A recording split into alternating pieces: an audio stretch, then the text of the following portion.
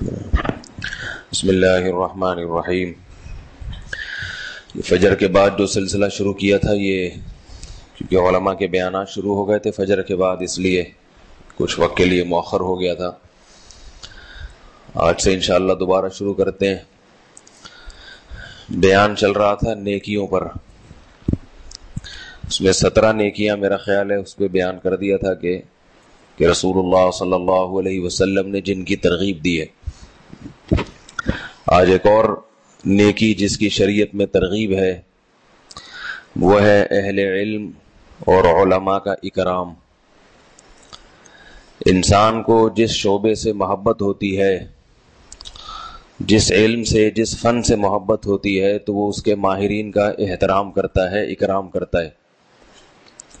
رسول اللہ صلی اللہ علیہ وسلم نے علم کی فضیلت اور علماء کے اکرام کا حکم دیا ہے۔ حدیث میں آتا ہے رسول اللہ صلی اللہ علیہ وسلم نے فرمایا، من یرید اللہ بہ خیرا یفقہہ فی الدین، کہ اللہ جس کے ساتھ بھلائی کا ارادہ کرتے ہیں اس کو دین کی سمجھ بوجھ دے دیتے ہیں۔ ایک اور حدیث میں ہے، صحیح حدیث، رسول اللہ صلی اللہ علیہ وسلم نے فرمایا، من سلک طریقا یلتمس فیہ علما سہل اللہ بہ طریقا الی الجنہ، جو شخص کسی ایسے راستے پر چلے جس کا مقصد علم حاصل کرنا ہو تو اللہ اس کے لیے جنت کے راستے کو آسان کر دیتے ہیں۔ اس پر پوری امت کا اجماع ہے کہ یہاں علم سے دین کا علم مراد ہے، حلال و حرام کا علم، جائز ناجائز کا علم۔ اگر علماء دنیا میں نہ ہوتے تو جو دین کے دشمن لوگ ہیں وہ اتنی یلغار کرتے ہیں کہ عوام کا ذہن خراب کر دیتے ہیں۔ منکرین حدیث کو آپ دیکھ لیں، ایسے ایسے اشکالات کر دیں گے کہ آپ کو حدیث کا انکار سکھا دیں گے آپ۔ اور نئے نئے فرقے، قادیانیوں کا فرقہ ہے اور بہت سارے اس قسم کے جو نت نئے فرقے پیدا ہوتے رہے ہیں اور ہو رہے ہیں اور ہوں گے، تو ان سب کے مقابلے میں علماء کھڑے ہوتے ہیں۔ دنیا کی ہر قوم اپنے مذہبی رہنماؤں کا احترام کرتی ہے، کیونکہ ان کو یہ معلوم ہوتا ہے کہ اپنے مذہبی رہنماؤں کا اکرام کریں گے تو مذہب محفوظ رہے گا۔ تو حالانکہ وہ باطل مذاہب ہیں اور ان کے رہبر اور رہنما بھی باطل ہیں، لوگوں کو جہنم کی طرف لے جا رہے ہیں، لیکن اسلام جیسے دین برحق ہے تو اسلام کا علم رکھنے والے وہ بھی برحق ہیں۔ البتہ جو عالم علم نہ رکھتا ہو، لوگوں میں علم کی شہرت کر دی ہو، وہ تو عالم ہی نہیں ہے، یا علم ہو مگر لوگوں کو غلط رہنمائی کرتا ہو خواہشات کی لالچ میں۔ جیسے یہود علماء میں بھی 2 قسم کے علماء تھے، قرآن میں ہے، کچھ اہل حق تھے، کچھ اہل باطل۔ تو اس امت میں بھی دونوں طبقے موجود رہیں گے، کچھ علماء ہوں گے اہل حق اور کچھ ہوں گے اہل باطل۔ سارے اہل باطل ہوں یہ ہو نہیں سکتا، اس امت میں یہ ممکن نہیں ہے۔ تو رسول اللہ صلی اللہ علیہ وسلم نے ایک دوسری حدیث میں ارشاد فرمایا، صحیح حدیث ہے، فرمایا کہ فضل العالم علی العابد کفضلی علی ادناکم، یہ بہت بڑی فضیلت۔ فرمائے ایک عالم کو ایک عبادت گزار پر ایسے فضیلت ہے جیسے مجھے تم میں ادنا شخص پر فضیلت۔ کتنی بڑی فضیلت بیان فرمائی۔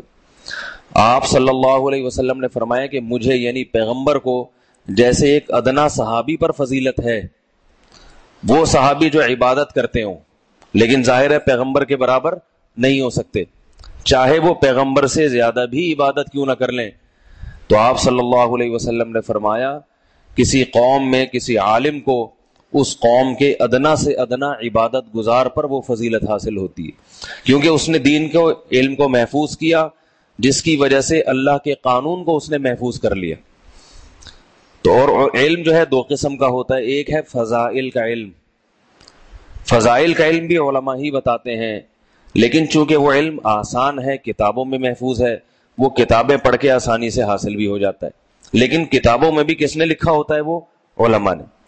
فضائل کا علم اسے کہتے ہیں اس عبادت کا یہ ثواب ہے، اس پر یہ ملے گا، جیسے احادیث میں آتا ہے نا جس نے 100 دفعہ یہ کلمہ پڑھا تو اس کو اتنی نیکیاں ملیں گی، تو یہ بھی علماء سے سنتے ہیں اور علماء کی کتابوں سے پتہ چلتی ہیں۔ اسی طرح یہ علم کہ یہ کام کرنے سے اتنا گناہ ہے، اس پر اللہ اتنا ناراض ہوتا ہے، تو یہ فضائل کا علم کہلاتا ہے۔ اور ایک علم کہلاتا ہے حلال و حرام کا، جائز اور ناجائز کا، مکروہات کا۔ یہ علم پیچیدہ علم ہے، اس میں بڑی مہارت چاہیے ہوتی ہے۔ جدید مسائل جو آتے ہیں نا مدارس میں، تو علماء سر جوڑ کے بیٹھتے ہیں کہ اس کا حل کیا ہے۔ یہ جب تک علم میں مضبوطی نہ ہو یہ حل نکالا نہیں جا سکتا۔ طلاق کے کیسے پیچیدہ مسائل آ جاتے ہیں بعض دفعہ، تو جو لوگ علم دین کے شعبے سے منسلک نہیں ہیں انہیں چونکہ پتہ نہیں ہے نا کہ علماء کو کن کن مسائل سے گزرنا پڑتا ہے اور کیسی کیسی مشکلات سے کو جھیلنا پڑتا ہے دین کی بقا کے لیے، تو ان کے دل میں پھر علم کی قدر نہیں ہوتی۔ اگر ان کو اندازہ ہو جائے کہ علماء مدارس میں کس طرح سے دین کی حفاظت کرتے ہیں، اپنا دماغ لڑا کے، اپنی صلاحیتیں لڑا کے، تو ان کے دل میں قدر پیدا ہو جائے گی۔ تو اسی وجہ سے رسول اللہ صلی اللہ علیہ وسلم نے 1400 سال پہلے فرما دیا، فرمایا فضل العالم علی العابد کفضل علی ادناکم، عالم کی فضیلت عبادت گزار پر ایسی ہے جیسے میری فضیلت تم میں ادنا شخص پر۔ اور آگے فرمایا، صحیح حدیث ہے، فرمایا وَإِنَّ الْعَالِمَ وَإِنَّ اللَّهَ وَمَلَائِكَتَهُ، اللہ اور اس کے فرشتے بھی، اور فرمایا حَتَّى النَّمْلَةَ فِي جُحْرِهَا، یہاں تک کہ چیونٹی اپنے بل میں، وَحَتَّى الْحُوتَ، یہاں تک کہ مچھلی، کیا فرمایا کہ یستغفروا لمعلم الناس الخیر او کما قال صلی اللہ علیہ وسلم، کہ جو شخص لوگوں کو خیر کی تعلیم دیتا ہے، علم کی تعلیم دیتا ہے، اس کے لیے دعا کرتے ہیں۔ یہاں تک کہ چیونٹی بلوں کے اندر بھی دعا کرتی ہے اور مچھلیاں سمندر کے اندر بھی اس کے لیے دعا کرتی ہیں۔ تو کتنی بڑی فضیلت ہے۔ اسی طرح ایک حدیث میں عبداللہ ابن مسعود رضی اللہ عنہ سے روایت ہے، آپ صلی اللہ علیہ وسلم نے فرمایا لا حسد الا فی اثنتین، حسد صرف دو شخصوں پہ جائز ہے۔ حسد کا مطلب رشک ہے یہاں پہ کہ کاش ہم بھی ایسے ہوتے۔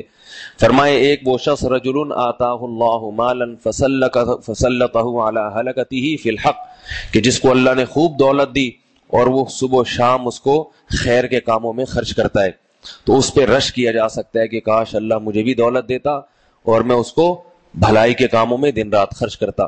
اور دوسرا فرمایا رجل آتاہ اللہ الحکمہ فہو یقضی بہا ویعلمها الناس او کما قال صلی اللہ علیہ وسلم، دوسرا وہ شخص جس کو اللہ نے علم و حکمت سے نوازا ہو، وہ لوگوں میں علم پھیلاتا ہو اور علم کے حساب سے فیصلے کرتا ہو، لوگوں کو مسائل بتاتا ہو، یہ صحیح ہے یہ غلط ہے۔ تو فرمائے یہ قابل رشک ہے کہ انسان چاہے کہ کاش میں بھی ایسا ہوتا۔ اور دوسری حدیث میں آپ صلی اللہ علیہ وسلم نے فرمایا العلماء ورثۃ الانبیاء، یہ جو اس امت کے علماء ہیں یہ انبیاء کرام کے وارثین ہیں۔ اور فرمایا وَإِنَّ الْأَنْبِيَاءَ لَمْ يُوَرِّثُوا دِرْهَمًا وَلَا دِينَارًا، اب ایک سوال ہوتا ہے کہ بھائی انبیاء کے وارث اگر علماء ہیں تو علماء کو انبیاء کی پھر وراثت ملنی چاہیے، تو نبی نے جو چھوڑ کے گئے، گھوڑا چھوڑ کے گئے، ایک زرہ تھی، تو یہ علماء کے حصے میں آنی چاہیے؟ نہیں آ رہی بات سمجھ میں میرا خیال ہے۔ بھئی ایک آدمی اپنے باپ کا وارث ہوتا ہے تو باپ جو جائیداد چھوڑ کے جاتا ہے وہ کس کی ہوتی ہے؟ اولاد کی ہوتی ہے نا۔ تو آپ صلی اللہ علیہ وسلم نے فرمایا جتنے بھی قیامت تک علماء، اہل حق علماء پیدا ہوں گے وہ سب کس کے وارث ہیں؟ نبی کے جانشین ہیں۔ اب سوال پیدا ہوتا ہے جب وہ نبی کے جانشین ہیں اور نبی کے والی وارث وہ ہیں، بیٹے باپ کی جگہ جانشین ہوتا ہے نا، تو جب وہ ہیں تو پھر ان کو وراثت کیوں نہیں ملی؟ تو فرمایا کہ انبیاء لم یورثوا درہما ولا دینارا، انبیاء جو ہے نا پیسے نہیں چھوڑ کے جاتے وراثت میں تقسیم کرنے کے لیے۔ وَإِنَّمَا وَرَّثُوا الْعِلْمَ، انبیاء کی وراثت علم ہوتی ہے۔ انبیاء کو اللہ نے حلال و حرام کا علم دیا، جائز و ناجائز کا علم دیا، اور یہ ساری چیزیں، کن چیزوں سے اللہ خوش ہوتا ہے، کن چیزوں سے اللہ ناراض ہوتا ہے۔ دیکھو ہر ایک کے پاس ایک علم ہوتا ہے نا، ڈاکٹر کے پاس یہ علم ہے کہ ان چیزوں سے آپ کی صحت کو نقصان ہوگا اور ان چیزوں سے آپ کی صحت کو فائدہ ہوگا، یہ علم ڈاکٹر کے پاس ہے۔ تاجر کے پاس کیا علم ہوتا ہے؟ بھئی اس کاروبار سے پیسہ بڑھتا ہے اور یہاں انویسٹمنٹ کرنے سے پیسہ, بولے نا بھائی آپ لوگ بھی, گھٹتا ہے. یہ علم کس کے پاس ہے؟ تاجر کے پاس ہے. ٹھیک ہے نا. حکیم صاحب کے پاس علم ہوتا ہے, یہ والی معجون کھانے سے آدمی موٹا ہوتا ہے, یہ والی کھانے سے آدمی پتلا ہوتا ہے. ٹھیک ہے نا. یہ کھانے سے معدہ صحیح ہوتا ہے, یہ کھانے سے معدہ خراب ہوتا ہے. یہ علم کس کے پاس ہے؟ حکیم کے پاس ہے. سیاست دانوں کے پاس جو علم ہے وہ اور قسم کا ہوتا ہے. بھائی اس طرح سے تقریر کی جائے, اس موسم میں کنٹینر خریدا جائے اور اس میں یہ سب چیزیں لگا کے اسلام آباد میں جلسہ کیا جائے تو اگلے الیکشن میں جیتنے کے چانس بڑھ جاتے ہیں, اور یہ نہ کیا جائے تو اگلے میں اس سے بھی زیادہ شکست کا اندیشہ ہے. یہ علم کس کے پاس ہے؟ تو ہر آدمی کے پاس ایک علم ہوتا ہے, لیکن یہ علم کہ کس بات سے کائنات کا رب خوش ہوتا ہے, کس کام سے, اور کس کام سے وہ اللہ ناراض ہوتا ہے, یہ سب سے اعلیٰ اور برتر علم ہے, سب سے اشرف علم ہے, یہ عزت والا علم ہے. یہ کس کے پاس ہوتا ہے؟ انبیاء کے. تبھی انبیاء جو دنیا میں آتے ہیں وہ نہ تو حکیم بن کے آتے ہیں, نہ ڈاکٹر بن کے آتے ہیں, نہ انجینئر بن کے آتے ہیں. وہ کیا بن کے آتے ہیں؟ عالم بن کے آتے ہیں. لوگوں کو یہ بتاتے ہیں یہ حلال یہ حرام. تبھی صحابہ کرام میں کہیں نہیں ملتا کہ صحابی نبی کے پاس آئے ہوں, یا رسول اللہ آپ یہ بتا دیں اس خوراک کے خواص کیا ہیں, یہ کھانے سے معدہ صحیح ہوتا ہے یا خراب ہوتا ہے, یہ کھانے سے صحت بنتی ہے یا خراب ہوتی. کبھی نہیں. صحابہ آ کے نبی سے کیا پوچھتے تھے کہ دلنی علی عمل یدخلنی الجنہ, مجھے ایسا عمل بتا دیں جس سے میں جنت میں چلا جاؤں, یعنی اللہ راضی ہو جائے. کبھی آگے پوچھتے کہ ای الاعمال افضل, ایسا عمل بتا دیں جس سے اللہ سب سے زیادہ خوش ہوتا ہے. تو یہ علم پیغمبروں کے پاس. تو آپ صلی اللہ علیہ وسلم نے فرمایا پیغمبروں کی وراثت یہی علم ہوتی ہے, اور یہ کس کو میں ٹرانسفر ہوتا ہے؟ یہ علماء میں جو باقاعدہ 10 15 20 سال لگا کے یہ علم سیکھتے ہیں, ان میں جاتا ہے یہ علم. تو اس لیے ایک اور حدیث میں آپ صلی اللہ علیہ وسلم نے فرمایا کہ یہ بہت اہم حدیث ہے, ان اللہ لا يقبض العلم انتظام من صدور الناس ولكن يقبض العلم بقبض العلماء. صحیح بخاری صحیح مسلم کی حدیث. فرمایا کہ اللہ تعالیٰ جب دنیا سے علم کو اٹھائیں گے تو ایسا نہیں ہوگا کہ علم اٹھانا شروع کر دیں سینوں سے, بلکہ علماء کو اٹھانا شروع کر دیں گے. ایک ایک کر کے علماء یا تو شہید ہوتے جائیں گے یا قتل ہوتے جائیں گے, یعنی یا تو شہید ہوتے جائیں گے یا طبعی موت انتقال کرتے جائیں گے. اور فرمایا حتی لم یبقی عالما, پھر زمین میں کسی عالم کو اللہ باقی نہیں رکھیں گے جو حلال و حرام کا علم جانتا ہو. قرب قیامت جب ہوگی نا تو سائنس کی تو بڑی ترقی ہوگی, بڑے بڑے فلاسفر ہوں گے, سائنسدان ہوں گے, طبیب ہوں گے, حکیم ہوں گے, تاجر ہوں گے, جیسے کہ بڑھتا جا رہا ہے, لیکن علماء گھٹتے چلے جائیں گے, کم ہوتے چلے جائیں گے. فرمایا یہاں تک کہ کیا ہوگا, اتخذ الناس رؤوسا جہالا, لوگ جاہلوں کو بنا لیں گے. اتخذ الناس جہالا رؤوسا, لوگ جاہلوں کو اپنا سرپرست بنا لیں گے اور پھر ان سے مسائل پوچھیں گے.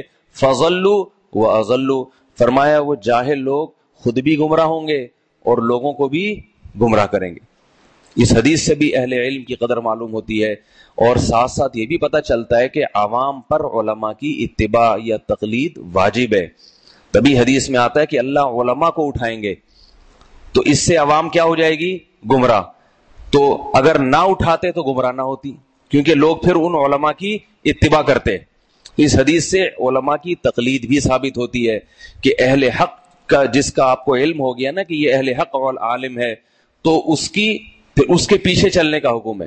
ہر آدمی آج کل جو ہے نا خود مجتہد بننے کی کوشش کر رہا ہے, ہر آدمی کی مجھے دلیل دو, یہ جائز کیوں ہے, یہ ناجائز کیوں ہے, چاہے دلیل سمجھنے کی صلاحیت ہو یا نہ ہو. کسی ڈاکٹر سے نہیں پوچھتے کہ یہ پیناڈول میرے سر کا درد کیوں ٹھیک کرے گی, آپ پیراسیٹامول کیوں لکھ کے نہیں دے رہے مجھے. تو اسی طرح حدیث میں علماء کی اتباع کا حکم, ان کے احترام کا حکم ہے. بات کو جلدی سے سمیٹ کے ختم کرتا ہوں.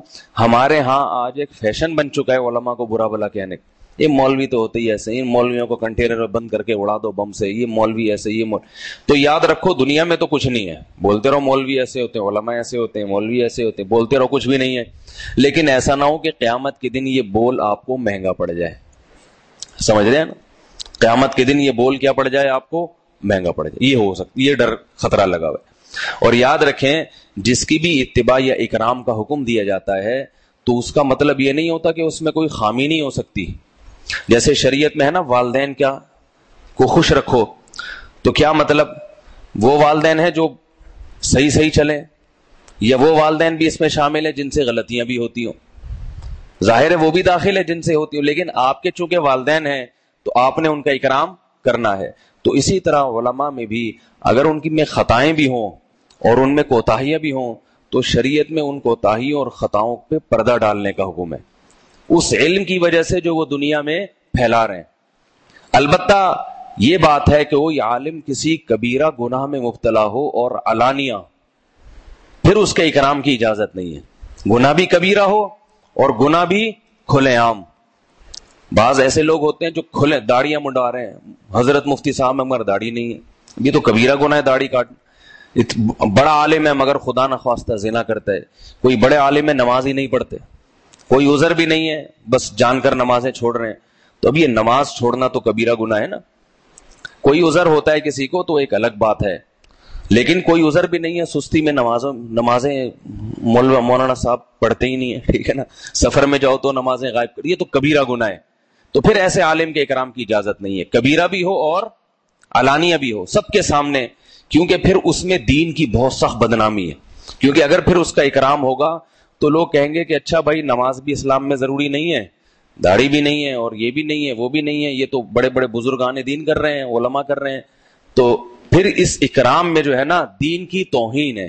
تو علماء نے لکھا ہے کہ ایسا شخص عالم ہے ہی نہیں، اس کو صرف لفظی بول معلوم ہے، علم کی حقیقت اس کے دل میں نہیں اتری ہے۔ تو دو شرطیں، کبیرہ گناہ ہو اور کبیرہ بھی علانیہ سب کے سامنے، تو اس میں پھر دین کی بدنامی ہے۔ ورنہ اس کے علاوہ جو علماء ہیں، جو بھی اہل حق ہیں، توحید پرست ہیں، تو ان کا اکرام شریعت میں اس کا حکم ہے۔ اللہ تعالی ہم سب کو اس کی توفیق عطا فرمائے۔ سبحانک اللہم و بحمدک، نشہد ان لا الہ الا انت، نستغفرک۔